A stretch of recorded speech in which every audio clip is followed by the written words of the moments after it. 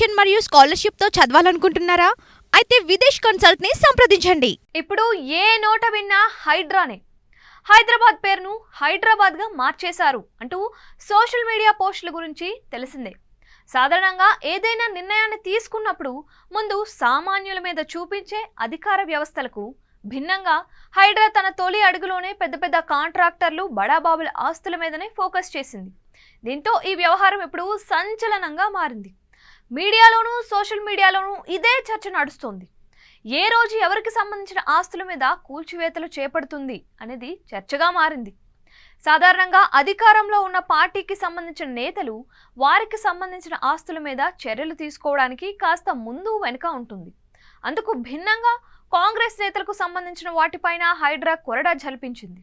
ఈ క్రమంలో ఇప్పటి వరకు 18 చోట్ల 166 నిర్మాణాలని నేలమట్టం చేశారు.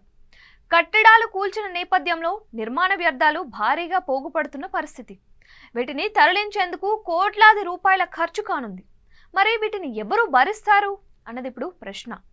కూల్చివేతల వేళ అనవసరమైన యంత్రాల ఏర్పాటు లాంటి వాటికి సంబంధించిన ఖర్చును హైడ్రానే భరించేది. కానీ నిర్మాణ వ్యర్థాల విషయంలో ప్రభుత్వం నిర్ణయం తీసుకోవాల్సి ఉంది. తాజాగా ఈ విషయంపై హైడ్రా కీలక నిర్ణయం తీసుకున్నట్లుగా చెబుతున్నారు.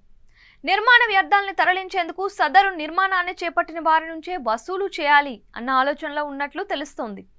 నిర్మాణ వ్యర్థాల తొలగింపు అంత తేలికైన ప్రక్రియ కాదు. ఇందుకోసం కోట్లాది రూపాయల ఖర్చు అవుతుంది. అందుకే కూల్చివేతలకు సంబంధించిన నిర్మాణ వ్యర్థాలని తొలగించేందుకు అవసరమైన ఖర్చును భరించేలా నిర్ణయం తీసుకున్నారు. మరి దీనిపై సదరు నిర్మాణదారులు ఎలా స్పందిస్తారు అన్నది ప్రశ్న.